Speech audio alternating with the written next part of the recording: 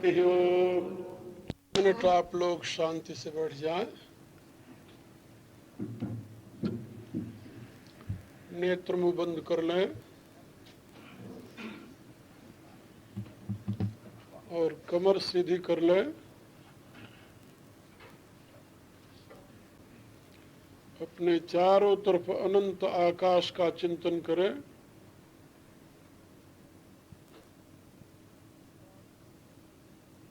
आकाश में पृथ्वी, पृथ्वी पर शरीर, शरीर के चारों तरफ अनंत आकाश फैला हुआ है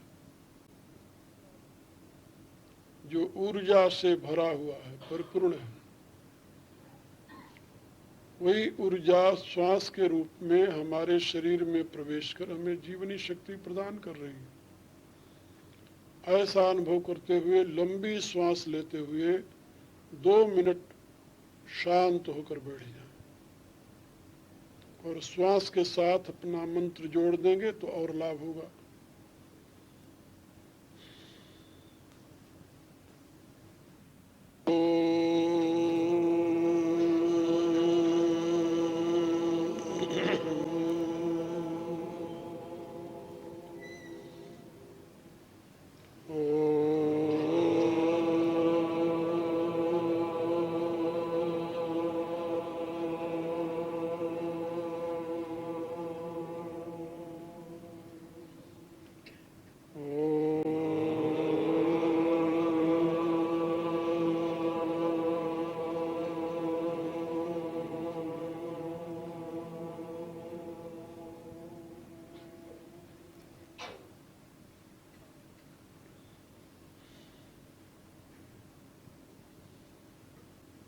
ओम भूर्भुवः स्वः तत्सवितुर्वरेण्यं भर्गो देवस्य धीमहि धियो यो नः प्रचोदयात्।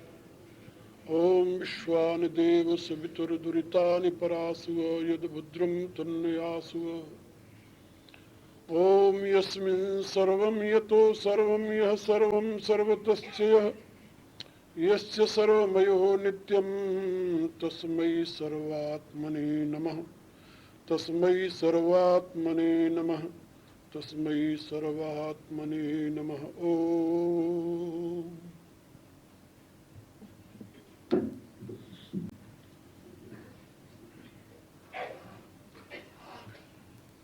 परावर रूप में उपस्थित मेरे प्रिय आत्माओं,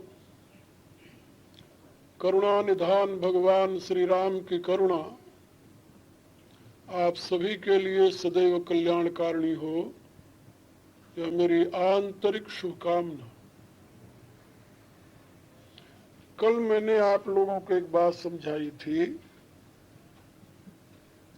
कि दुनिया में जितने मनुष्य हैं सभी मनुष्यों की मांग एक है, आंतरिक चाह एक है और उस चाह की पूर्ति के लिए अनेकों साधन दुनिया में प्रचलित हैं। उनमें से बहुत प्राचीन और पहला साधन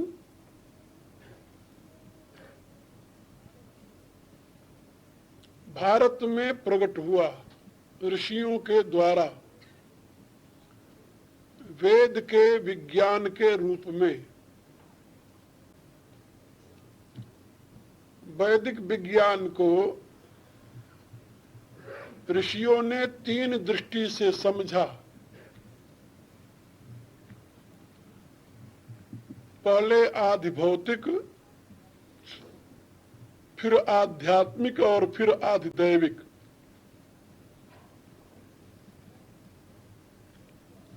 और उसका पात्रों के अनुसार, योग्यता के अनुसार मनुष्यों को उपदेश दिया। सर्वप्रथम वेद के कर्मकांड की व्यवस्था प्रचलित हुई, क्योंकि मनुष्य सर्वप्रथम अपने शरीर को ही पहचानता है, शरीर में ही क्रिया का प्रारंभ होता है। इसलिए कर्मकांड प्रथम है। फिर बाद में मनुष्य को अपने शरीर से ऊपर अपने मन की शक्ति का पता चलता है। तो जब मन की शक्ति का पता चलता है तब वो कर्मकांड से ऊपर उठता है और मानसिक शक्ति को प्रबल बनाने के लिए उपासना में प्रवृत्त होता है। और उपासना करते करते उसे फिर अपने अंदर एक निहित तीसरी शक्ति का भी बोध होता है, जिसको बौद्धिक शक्ति कहते हैं। जब बौद्धिक शक्ति का उसे बोध होता है तब वह उससे भी आगे उपासना का जो विषय उपास्य है, उस उपास्य के यथार्थ स्वरूप को जानने के लिए तत्पर हो जाता है, इच्छुक हो जाता है, अभिलषित हो जाता है और वह ज्ञान के शरण में चला जाता है। ये तीन प्रकार के मार्ग वेद द्वारा दिखाए गए, कर्म, उपासना और ज्ञान।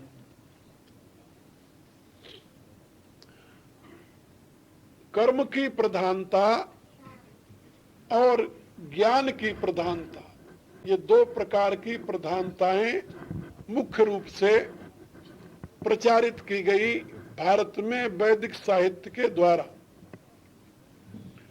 और गीता से पूर्व उपासना की विचारधारा को पांचरात्र के नाम से प्रचारित और प्रसारित किया गया। महाभारत में इसका बड़ा सुंदर वर्णन आता है। तो इस प्रकार से कर्म, उपासना, ज्ञान का प्रचलन हुआ। लेकिन उपासना को स्वतंत्र न लेकर के उसे ऋषियों ने ज्ञान के साथ ही जोड़ दिया और उसमें फिर दो ही विभाग रह गए, कर्म का और ज्ञान का। क्योंकि वादरायण के सूत्रों में, जिसे वेदांत सूत्र कहते हैं, उसमें ब्रह्म जिज्ञासा के साथ ही उपासना की प्रतिष्ठा है। इसलिए हम कह सकते हैं कि उपासना और ज्ञान को एक साथ मिश्रित कर दिया गया और कर्म को अलग कर दिया गया, क्योंकि जैमिनी की मीमांसा में कर्म की प्रतिष्ठा है। तो कल मैंने आपको बताया था कि कर्म की प्रतिष्ठा प्रवृत्ति मार्ग के नाम से और ज्ञान की प्रतिष्ठा निवृत्ति मार्ग के नाम से भारत में प्रचलित हुई। भगवान गीता में कहते हैं कि जो योग मैंने सृष्टि के आदि में दिया था वो इस समय लुप्त हो गया है। स काले नेहमता योगो नष्ट परंतप, वो इस समय लुप्त हो गया, नष्ट हो गया है। इसलिए मैं तुम्हें वो ज्ञान पुनः दे रहा हूं। अभिप्राय क्या इसका? जब भगवान ये उपदेश दे रहे थे उस समय जैमिनी भी थे और व्यास भी थे। जैमिनी की पूर्व मीमांसा भी थी और व्यास की उत्तर मीमांसा भी थी। जैमिनी का कर्मवाद भी था और व्यास का ज्ञानवाद भी था। दोनों थे उस समय। भगवान कहते हैं मेरा दिया हुआ जो ज्ञान था सृष्टि के आदमी, वो तो नष्ट हो गया है। इसलिए मैं तुम्हें फिर से उसे दे रहा हूं, क्योंकि तुम मेरा शिष्य है और मेरा भक्त है, मेरा मित्र है। इससे यह स्पष्ट होता है कि जैमिनी के द्वारा जिस कर्म कांड की प्रतिष्ठा की गई और व्यास के द्वारा जिस ज्ञान मार्ग निवृत्ति मार्ग की प्रतिष्ठा की गई, ये दोनों वो ज्ञान नहीं है जो परमात्मा ने सृष्टि के आदि में विश्वान को दिया। भगवान के कहने का तो यही अर्थ है ना। और यदि पूर्व मीमांसा में वर्णित कर्म प्रधान और उत्तर मीमांसा में वर्णित ज्ञान प्रधान ही भगवान के उपदेश का सार होता, तो उनको ये कहने की जरूरत नहीं थी कि हमारे द्वारा दिया गया ज्ञान अब नष्ट हो गया है, क्योंकि दोनों आचार्य बैठे थे, दोनों उसका प्रचार करते थे। इससे क्या ज्ञात होता है कि गीता में, कल भी मैंने बताया था कि गीता में न तो जैमिनी द्वारा प्रतिपादित कर्म कांड की प्रतिष्ठा है और न तो व्यास द्वारा प्रतिपादित ज्ञान कांड की प्रतिष्ठा है, क्योंकि व्यास द्वारा प्रतिपादित जो ज्ञान कांड है वो पूर्ण रूप से निवृत्ति मार्ग का है, जिसमें मनुष्य को संसार का त्याग करके और ब्रह्म की तलाश में हाथ में सूखी लकड़ी लेकर, समिधा लेकर, और किसी श्रोत्रिय ब्रह्मनिष्ठ गुरु की तलाश करनी चाहिए। और जब कोई श्रोत्रिय ब्रह्मनिष्ठ गुरु मिल जाए तो उसके सामने अपने आप को समर्पित कर देना चाहिए। लेकिन कब? जब संसार से ऊब जाए, उपरत हो जाए त्याग करके, तब। संसार में रहते हुए नहीं। ये तो उपनिषद धर्म है और उत्तर मीमांसा में उसी की व्याख्या की गई है। जैमिनी कहते हैं कि नहीं, अपने वेद मंत्रों के द्वारा कर्मानुष्ठान करो, कर्मानुष्ठान करके यहां से शरीर छोड़ करके मृत्यु के पश्चात दिव्य लोकों को जाओ, स्वर्ग में निवास करो, इंद्र के साथ समत्व की प्राप्ति करो, प्रजापति के साथ समत्व की प्राप्ति करो, और अनंत काल तक, क्या यानी कुछ काल तक, पुण्य काल तक अपना स्वर्ग का ऐश्वर्य भोगो, सुख भोगो, और बाद में जब पुण्य तुम्हारा क्षय हो जाएगा तो पुनः आ जाना, पुनः वही काम करते रहना। इसमें आपत्ति क्या है? और आने की कौन सी तिथि निश्चित है, इसकी चिंता क्यों करते हो?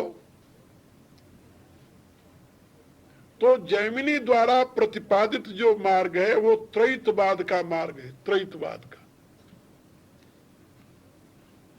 लेकिन उसमें कर्म की प्रधानता है। जैसा कर्म करोगे वैसा फल मिलेगा, वो कर्मवादी दर्शन है। उसमें ईश्वर के लिए स्थान नहीं है। कर्म स्वयं अपना फल देता है। कर्म का फल देने के लिए दूसरे किसी अधिकारी की जरूरत नहीं। और उसमें तर्क दिया जाता है कि तुम यदि अभी शराब पियो तो नशा अपने आप होगी, किसी भगवान की जरूरत नहीं कि शराब पीने के बाद तुम्हारे दिमाग में नशा पैदा करे। तो कर्म स्वयं में अपना फल रखता है और कर्म स्वयं फल देता है, उसमें फलदाता की जरूरत नहीं है। इसलिए कर्म प्रधान वो शास्त्र है। और जो वादरायण का उत्तर मीमांसा शास्त्र है वो ज्ञान प्रधान है। उसमें ज्ञान की प्रतिष्ठा है। ज्ञान के प्रकाश में तुम्हें मोक्ष मिलेगा, परम पद को तुम प्राप्त कर लोगे। तुम्हें आवश्यकता ही नहीं कि कर्म के जाल में उलझो तुम। इसलिए कर्म का पूर्ण रूप से त्याग करके किसी श्रोत्रिय ब्रह्मनिष्ठ गुरु की तलाश करो। लेकिन गीता में इन दोनों के लिए स्थान नहीं। क्यों स्थान नहीं है? इसलिए गीता में कर्म कांड के लिए तो बिल्कुल स्थान नहीं है। कर्म में स्वरूपतः विधि निषेध की प्रतिष्ठा है। गीता में किसी भी प्रकार के विधि निषेध की व्यवस्था नहीं। व्यवस्था केवल एक है कि तुम्हारा कर्म दो दृष्टियों से युक्त होना चाहिए, या तो लोक संग्रह की दृष्टि से या भगवत उपासना ईश्वर समर्पण की दृष्टि से। दो ही प्रक्रिया बताई भगवान ने। ये दोनों प्रक्रियाएं, या तो तुम पूर्ण प्रज्ञ हो गए हो तो कर्तव्य की दृष्टि से लोक संग्रह में वापी संपश्यन कर तुम रहती, और यदि तुम पूर्ण प्रज्ञ भी नहीं हुए हो तो फिर दूसरा मार्ग है, यतः प्रवृत्ति भूतानाम येन सर्वमिदं ततम स्वकर्मणात्म अभ्यर्च सिंधि मिन्नति मानवा। जिस परमेश्वर से सारे प्राणियों की प्रवृत्ति हो रही है, जो परमेश्वर सब में व्याप्त है, अपने कर्मों के द्वारा उसी परमेश्वर की उपासना करके मनुष्य परम सिद्धि माने मोक्ष को पा लेता है। किस प्रकार के कर्मों के द्वारा उसकी उपासना की जाती है? भगवान ने कहा इसका कोई नियम नहीं है। यद करोसी यदस्नासी यज्ञोसी ददासी यद यद तपस्यस कौन्तेय तत्कुरुष्व मदर्पण। जो भी कर्म करता है भगवत अर्पण बुद्धि से करो। यदि तुम भगवत अर्पण बुद्धि से कोई छोटा से छोटा काम करते हो तब भी तुम्हें भगवान की प्राप्ति हो जाएगी, भगवत निसिद्धि मिल जाएगी। और भगवत अर्पण बुद्धि से नहीं, अहम भाव से बड़ा से बड़ा अच्छा से अच्छा काम करते हो तब भी तुम भगवान को पा नहीं सकते। इसलिए भगवान ने कहा स्पष्ट शब्दों में, ना हम वेदैर न तपसा न दाने न त्यज्या। हे अर्जुन, न तुम्हें वेद पढ़ने से, न हम वेदै न तपसा, और न तो तपस्या करने से, न दाने, और न तो विविध प्रकार के दान देने से, न च इज्जया, और न अनेक प्रकार के यज्ञ करने से प्रसन्न होता हूं या पाया जाता हूं। न हम वेदैर न तपसा न दाने न त्यज्या शक्य एवं विधो दृष्टुम यथा दृष्टुत्मान। जैसा तूने मुझे देखा है मैं इन साधनों के द्वारा देखा नहीं जाता। कहा फिर कोई साधन है आपके देखने के? बोले एक ही साधन है, भक्ता तुनन्या शक्य अहम एवं विधोर्जुन ज्ञातुम द्रष्टुम च तत्वेन प्रवेष्टुम च परंतु।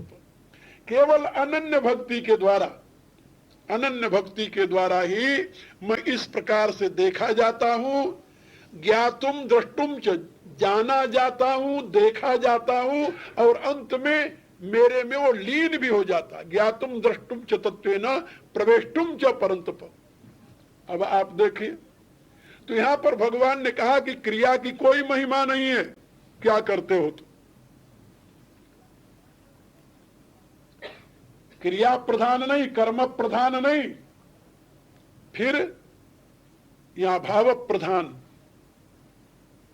साधन की प्रतिष्ठा है।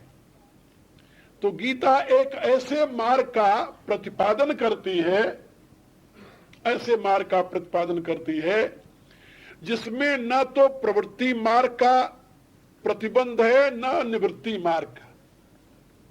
वो न प्रवृत्ति मार्ग है न निवृत्ति मार्ग है, दोनों नहीं है। प्रवृत्ति मार्ग क्यों नहीं है? इसलिए कि गीता का उपासक जो है, गीतोक्त धर्म का अनुष्ठान करने वाला जो है, वह व्यक्ति स्वर्ग आदि किसी भी प्रकार के लोकों को पाना नहीं चाहता। वह स्वर्ग आदि में जाना नहीं चाहता, उसे मरकर स्वर्ग नहीं चाहिए। इसलिए वह प्रवृत्ति मार्गी धर्म नहीं, और निवृत्ति मार्ग इसलिए नहीं है कि गीता कहती है कि तुम कर्म का त्याग कभी मत करो, और कर ही नहीं सकते तुम कर्म क्या त्याग।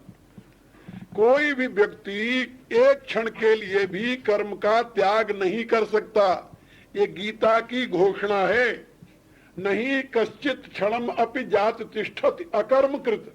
दुनिया में कोई मनुष्य एक क्षण भी बिना कर्म किए नहीं रह सकता, ये सत्य है। भगवान कहते बिना कर्म करके रहकर बता तो दो, एक क्षण भी बिना कर्म किए रह जाओ, असंभव है। शारीरिक कर्म नहीं करोगे तो मानसिक करोगे, मानसिक नहीं करोगे तो बौद्धिक करोगे, और कुछ नहीं होगा तो श्वास प्रश्वास तो आए जाएगा, और यदि इसको रोक दो तो राम नाम सत्य हो जाओगे, रह ही नहीं सकते तुम। तो बिना कर्म के कोई एक क्षण भी नहीं रह सकता, भगवान कहते हैं। इसलिए कर्म त्याग का मार्ग जो है वो तो काल्पनिक है और असंभव है मनुष्य के लिए, वो हो नहीं सकता। जब कर्म त्याग का मार्ग नहीं हो सकता तो कर्मानुष्ठान में कहा नहीं, उसमें भी मत फंसो। न तो कर्मी बनो और न तो कर्म त्यागी बनो, क्योंकि भगवान कहते कर्मी मत बनो तुम, फिर क्या बनो? न कर्मी बनो न कर्म त्यागी बनो, फिर बनो क्या? भगवान ने कहा कर्मयोगी। कर्मी मत बनो, तपस्विभ्योधिको योगी ज्ञानीभ्यो विमतोधिक कर्मी भस्याधिको योगी तस्माद योगी भव अर्जुन। भगवान कहते हैं अर्जुन तू तपस्वी मत बन, तपस्वी से श्रेष्ठ योगी है, ज्ञानी मत बन, ज्ञानी से श्रेष्ठ योगी है, और कर्मी भी मत बन, कर्मी से भी श्रेष्ठ योगी है। इसलिए हे अर्जुन तू योगी बन। इसलिए गीता न तो कर्म कांड का समर्थन करती है और न कर्म त्याग का समर्थन करती है। कर्म कांड का समर्थन इसलिए नहीं करती कि वो जैमिनी की अनुयायी नहीं, कर्म त्याग का समर्थन इसलिए नहीं करती कि वो बादरायण की अनुयायी नहीं, वो कर्म योग की सीख देती है। ये भगवान का दिव्य संदेश है, यही गीता का वैशिष्ट्य है और गीतोक्त धर्म का यही वैशिष्ट्य है। और कर्मयोगी बनने के लिए ये जरूरी नहीं है कि तुम घर गृहस्थी त्याग दो, और ये भी जरूरी नहीं है कि घर गृहस्थी में जरूर जाओ, ये दोनों जरूरी नहीं है। फिर जैसी तुम्हारी आंतरिक स्थिति हो, अपने आंतरिक अवस्था के अनुसार तुम अपने मार्ग को चयन कर सकते हो। यदि तुम लोक संग्रही बनना चाहते हो तो फिर सीमित दायरे में क्यों बनते हो? यदि तुम अपने प्राप्त शक्ति का लोकहित में प्रयोग करना चाहते हो तो अपने को सीमा में आबद्ध क्यों कर लेते हो? तुम उससे मुक्त रखो, सीमा से मुक्त हो करके ज्ञान विज्ञान तृप्तात्मा ऐसी स्थिति आ जाए। ज्ञान और विज्ञान से जिसकी आत्मा तृप्त हो गई है, ऐसी स्थिति में जो रहने वाला है, भगवान कहते हैं वही योगी है, वही मेरा भक्त है। अब आप लोग सोचें कि गीता की जो यूनिकनेस कल मैंने बताई थी ना, अनुपमता, जो गीता से पहले किसी ने इसका उपदेश नहीं दिया। गीता से पहले के सारे ग्रंथों को पढ़ने के पश्चात मैं आपको विश्वास के साथ कह रहा हूं कि गीता से पहले इस प्रकार के किसी भी ग्रंथ में हमें संदेश नहीं मिलते जो संदेश गीता ने दिया है। भगवान ने कहा इसीलिए कि वो तो नष्ट हो गया है, जो मैंने ज्ञान दिया था वो नष्ट हो गया, और इसका विवेचन है शांति पर में बड़ा विस्तार के साथ। वहां बताया गया है कि भगवान के द्वारा दिया गया ज्ञान त्रेता के अंत तक रहा, त्रेता के अंत के साथ समाप्त हो गया। द्वापर में वो लुप्त हो गया था, तो द्वापर के अंत में भगवान ने पुनः मनुष्यों पर कृपा करके अर्जुन के माध्यम बना करके ज्ञान दिया। अर्जुन को माध्यम बनाकर अर्जुन के माध्यम से उस ज्ञान को पुनः प्रकाशित किया मनुष्यों के हित के लिए। इसलिए मैं आप लोगों को बता रहा था कि गीतोक्त धर्म जो है, गीता प्रतिपादित जो धर्म है, वह अनुपम धर्म है, अनुपम, और उसमें किसी भी प्रकार के भेद के लिए स्थान नहीं है। अब आप देखिए, पूर्व मीमांसा में प्रतिपादित जो कर्म कांड है उसका अधिकारी सब नहीं है और उसको सब कर नहीं सकते। अधिकारी सब क्यों नहीं है? इसलिए कि उसके लिए जितनी शुद्धि की जरूरत है उतनी शुद्धि सबके बस की बात नहीं है। और सब कर क्यों नहीं सकते? इसलिए कि उसके लिए जितनी सामग्री की जरूरत है उतनी सामग्री सबके पास नहीं है। यज्ञ के लिए 16 ऋतुजों की जरूरत होती है। अब 16 ऋतुज तुम इस युग में कहां से ले आओगे? एक ऋतुज भी मिलना मुश्किल है। और उसमें जो मुख्य 4 होते हैं, जिसको होता, उद्गाता, अध्वर्यु और ब्रह्मा कहते हैं, उनमें से ब्रह्मा को चारों वेदों का ज्ञान होना चाहिए, चारों वेदों का।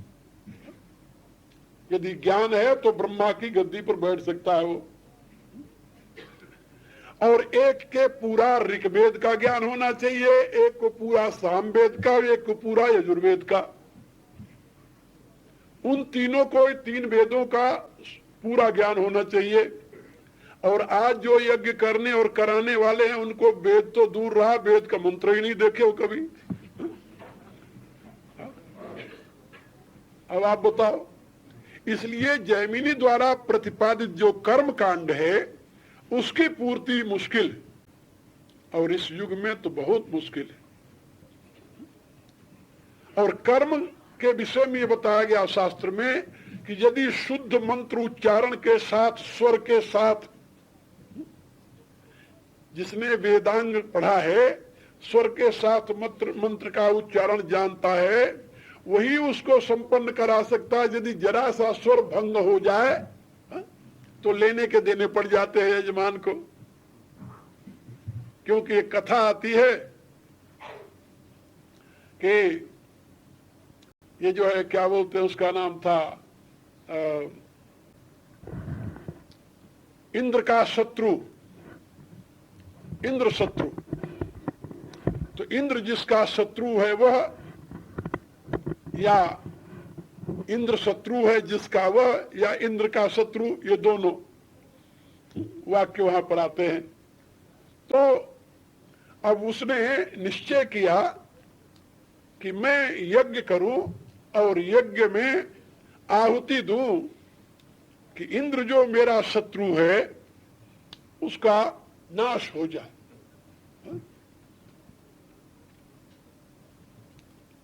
आप लोग जानते हो, नाम सुना उसका? क्या नाम था इंद्र के शत्रु का? बड़ा प्रचलित है, बड़ी पुराणों में कथाएं सुनी होगी आप लोगों ने। इतना और बता दूं कि त्वष्टा का पुत्र था।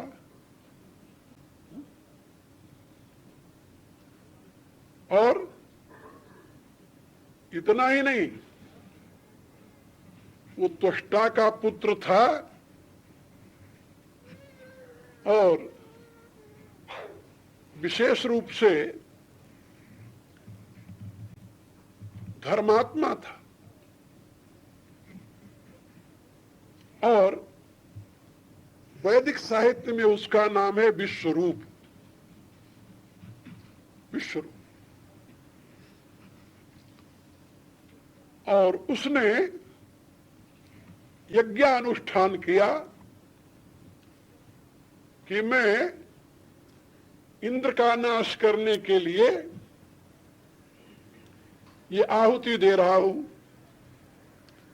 लेकिन जो मंत्र बोलने वाला था उसके स्वर में न्यूनता आ गई, और स्वर में न्यूनता आने से क्या अर्थ निकल आया उसका जानते हो?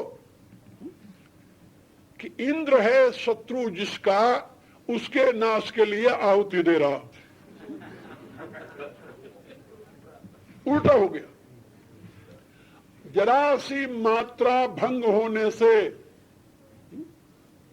जो विश्वरूप इंद्र को नाश करने के लिए यज्ञ कर रहा था, उसी यज्ञ से उसका अपना ही नाश हो गया, अपना ही नाश हो गया उसका। ये बात यास्काचार्य ने अपने निरुक्त में लिखी है। तो मैं आप लोगों को ये बता रहा था कि जैमिनी द्वारा प्रतिपादित जो कर्म कांड है वो सबके बस का नहीं है, और यदि वो पूरा न हो तो उल्टा फल देता है, यदि पूरा हो जाए तो फिर स्वर्ग का भोग देता है। लेकिन भगवान ने कहा कि ये जो मैं मार्ग तुम्हें बता रहा हूं अर्जुन, ये बड़ा विलक्षण मार्ग है। मेरा प्रतिपादित जो धर्म है मेरे द्वारा, भगवान कहते हैं ये अद्भुत है, इसमें वो दोष नहीं है। नेहा विक्रम नाशोस्ति प्रत्यवायो न विद्यते, भगवान कहते हैं। अच्छा, अब वो यज्ञ यदि आप प्रारंभ करो और बीच में व्यवधान आ जाए तो जितना किया है उतना नष्ट हो गया। एक क्षण पहले भी यदि व्यवधान आ गया तब भी वो समाप्त हो गया, सारा का सारा, सारी मेहनत बेकार व्यर्थ गई, क्योंकि उसके अभिक्रम का नाश हो जाता है। वो कर्म प्रधान है ना, इसलिए कर्म में कोई व्यवधान नहीं होना चाहिए। भगवान कहते हैं मेरे बताए हुए धर्म में ये सारे दोष नहीं है। नेहा विक्रम नाशोस्ति, इसमें अभिक्रम का माने प्रारंभ का नाश नहीं होता। जितना अनुष्ठान हो गया इस जन्म में उतना तुम्हारा सफल है और रिजर्व है, और शरीर छोड़ने के बाद फिर दोबारा जब जन्म लोगे तो जितना किया हुआ है वहीं से तुम आगे फिर बढ़ोगे, यानी उसको दोहराना नहीं पड़ेगा तुम्हें। इतना अच्छा भगवान कहते मेरा धर्म है। नेहा विक्रम नाशोस्ति और प्रत्यवायो न विद्यते, और इसका उल्टा फल नहीं होता।